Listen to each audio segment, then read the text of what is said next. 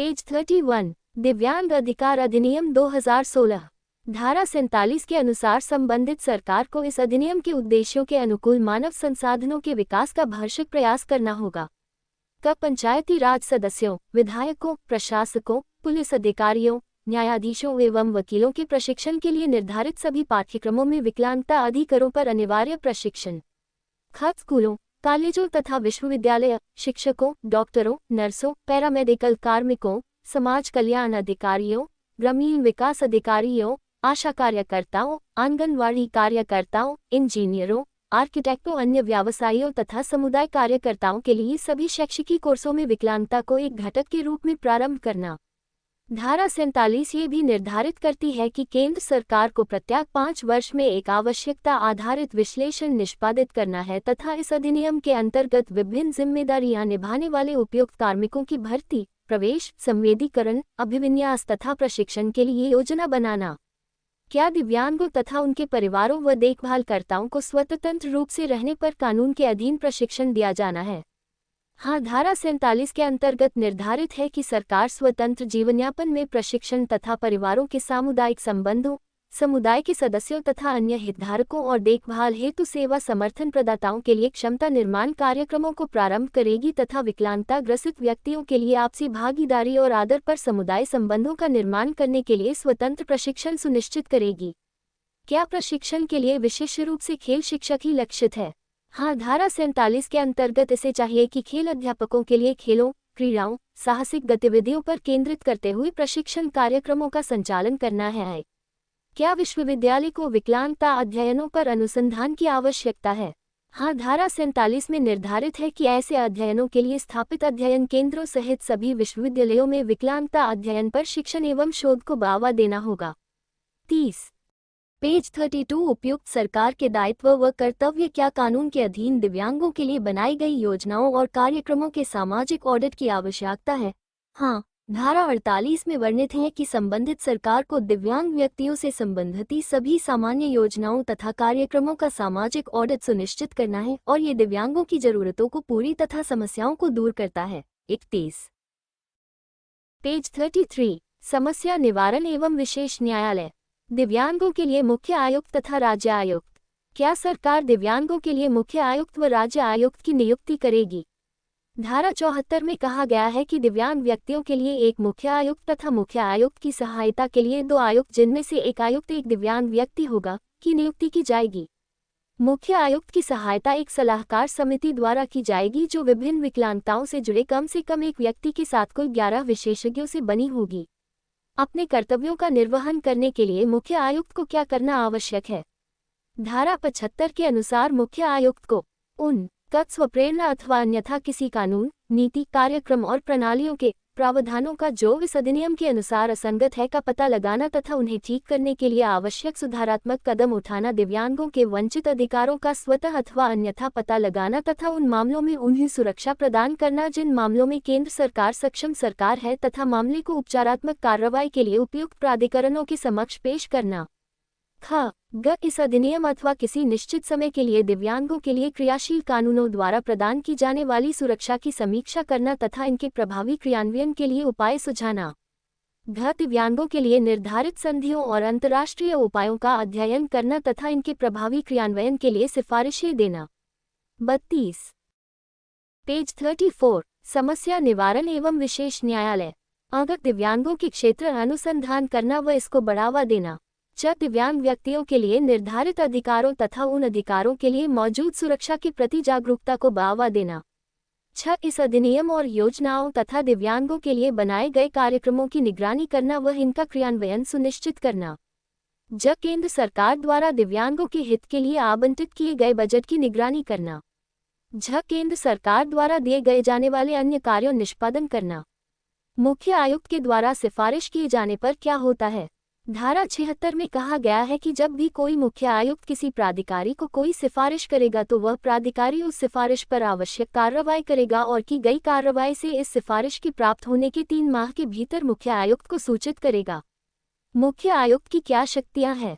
धारा 77 कहती है कि निम्नलिखित मामलों के संदर्भ में इस अधिनियम के अंतर्गत अपने कर्तव्यों को निभाते हुए मुख्य आयुक्त के पास वही शक्तियां होंगी जो किसी मामले की सुनवाई में सिविल प्रक्रिया संहिता 1908 के अंतर्गत एक न्यायाधीश में निहित होती हैं। का गवाहों की उपस्थिति सुनिश्चित करने के लिए सम्मन जारी करना व उसे लागू करना। ख किसी दस्तावेज की उपस्थिति व खोज की मांग सुनिश्चित करना। ग किसी न्यायालय अथवा कार्यालय से किसी पब्लिक रिकॉर्ड अथवा उसकी प्रति मांगना। घ हलफनामे के आधार पर साक्ष्य प्राप्त करना।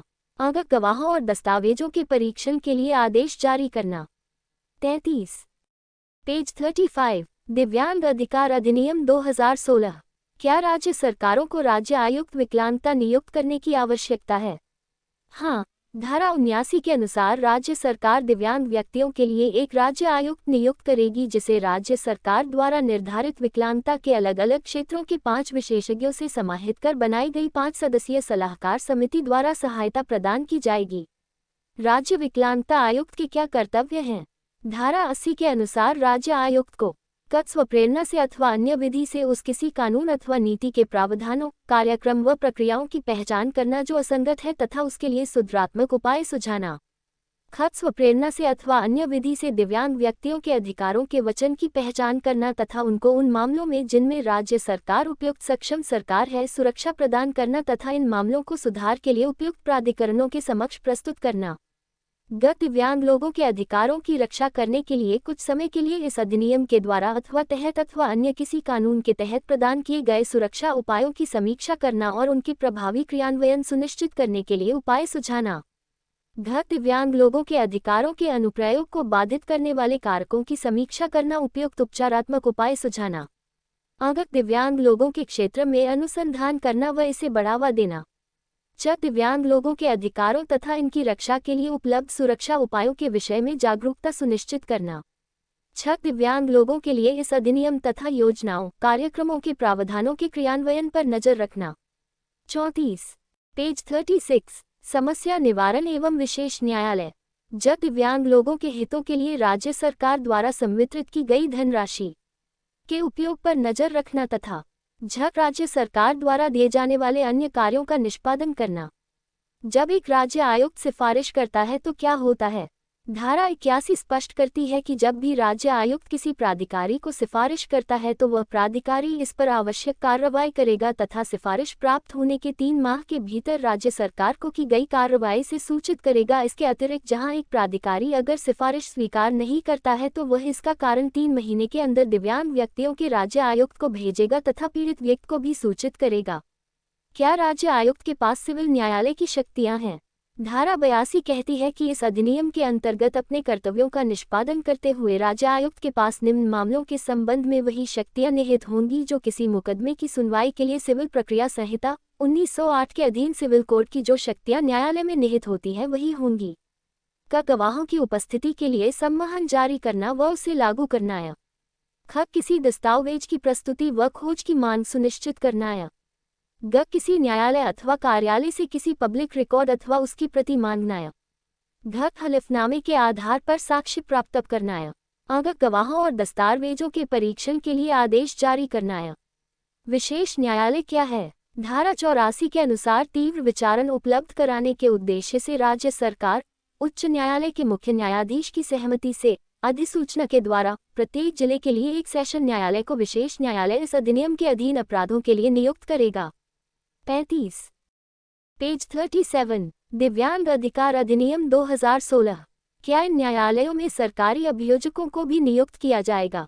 धारा 85 स्पष्ट करती है कि उसके लिए प्रत्येक विशेष न्यायालय में उस न्यायालय में मामलों का संचालन करने के लिए राज्य सरकार अधिसूचना के द्वारा ऐसे किसी एक लोक अभियोजन को विनिर्दिष्ट कर सकती है अथवा एक अभियोजन की नियुक्ति कर सकती है जिसने कम से कम 7 साल तक एक विशेष लोक अभियोजक के रूप में अभ्यास किया हो। रोजगार के क्षेत्र में भेदभाव की स्थिति का सामना करने पर क्या दिव्यांग लोगों के लिए न्याय प्राप्त करने का कोई अन्य मंच है? धारा 23 के अनुसार प्रत्येक सरकारी प्रतिष्ठान में अधिसूचना के माध्यम से रोजगार से संबंधित शिकायतों के निपटान के संबंध में एक शिकायत निवारण अधिकारी नियुक्त किया जाए। शिकायत निवारण अधिकारी की नियुक्ति मुख्य आयुक्त अथवा राज्य आयुक्त विकलांगता जैसा भी मामला हो उसे अधिसूचित की जानी अपेक्षित है। रोजगार के प्रावधानों के पालन न किए जाने से ग्रसित कोई भी व्यक्ति शिकायत निवारण अधिकारी के समक्ष अपील दायर कर सकता है, जो इसकी जांच करेगा तथा सुधारात्मक कार्रवाई के लिए संबंधित प्रतिष्ठान के समक्ष प्रस्तुत करेगा।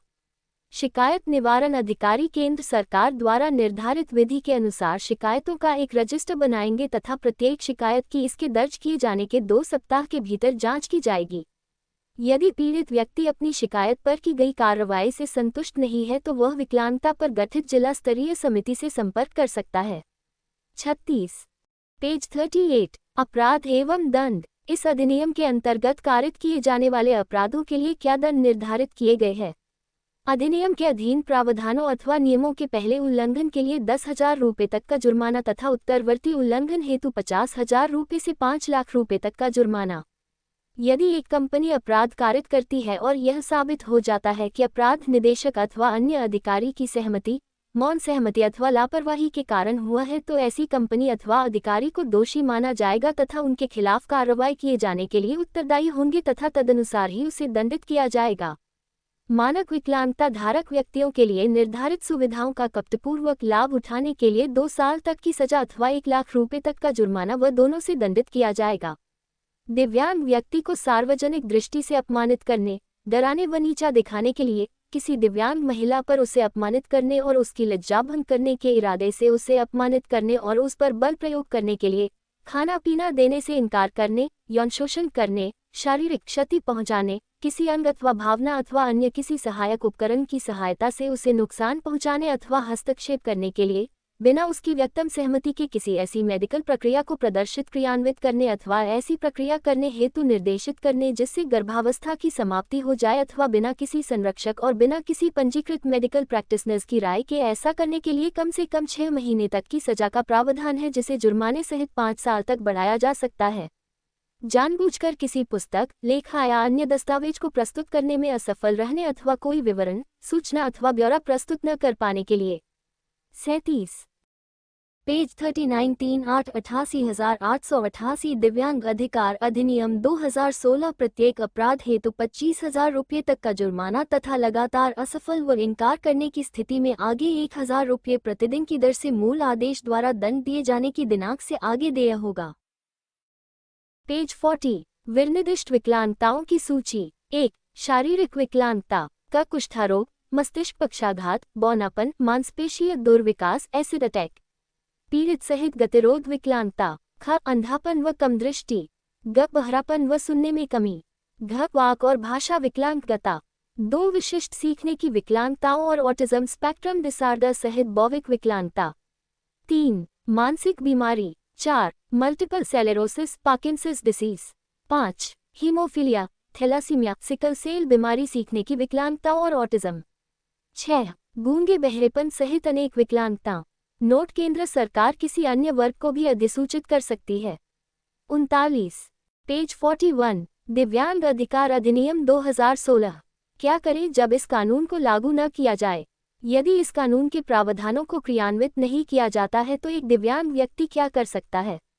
विकलांगता अधिनियम के अंतर्गत बनाए गए अधिकारों को लागू करने के लिए एक दिव्यांग व्यक्ति को अवश्य रूप से करना चाहिए। यदि किसी संस्थान में विकलांगता अधिनियम के अंतर्गत प्रदान किए गए अधिकारों का उल्लंघन किया जा रहा है अथवा इनसे वंचित किया जा रहा है तो संबंधित सरकार एवं अथवा संबंधित प्रतिष्ठान को अपना प्रस्तुतिकरण दे। यदि कोई प्रतिक्रिया न आए अथवा प्रतिक्रिया नकारात्मक अपर्याप्त हो तो उस स्थिति में संबंधित आयुक्त विकलांगता से संपर्क करें। वैकल्पिक रूप से संबंधित उच्च न्यायालय में भारतीय संविधान के अनुच्छेद 226 के अंतर्गत रिट याचिका दायर करें। यदि वहां पर राष्ट्रीय महत्व के संवैधानिक अधिकार का भी हनन है तो उस दशा में उच्चतम न्यायालय के समक्ष संविधान के अनुच्छेद 32 के अधीन रिट याचिका दायर करे। विकलांगता अधिनियम के अंतर्गत ऐसे अधिकारों का उल्लंघन किए जाने के खिलाफ जो विकलांग लोगों के एक पूरे समूह को प्रभावित करते हो, क्या किया जा सकता है? ऐसे मामलों में एक दिव्यांग व्यक्ति अथवा दिव्यांग व्यक्तियों का एक समूह और यहाँ तक कि एक संबंधित एनजीओ अथवा दिव्यांगों के लिए काम करने वाला कोई भी संगठन प्रभावित वर्ग के समूह की ओर से उच्च न्यायालय के समक्ष जनहित याचिका पीआईएल अथवा जहां पर राष्ट्रीय महत्व के संवैधानिक अधिकारों का हनन हो वहां पर उच्चतम न्यायालय के समक्ष जनहित याचिका दायर की जा सकती है। उदाहरणार्थ, विकलांग व्यक्तियों के रोजगार अथवा शिक्षा, सार्वजनिक परिवहन व्यवस्था तक पहुंच व उपयोग, नागरिक सुविधाओं, सार्वजनिक भवनों अथवा इन्हीं के समान जो एक से अधिक दिव्यांग व्यक्तियों को दुष्प्रभावित करती है अथवा लाभ पहुंचाती है। इन स्थितियों के मद्देनजर जनहित याचिका PIL दायर की जा सकती है। 40 page 42 HRL and human rights law network Australian add.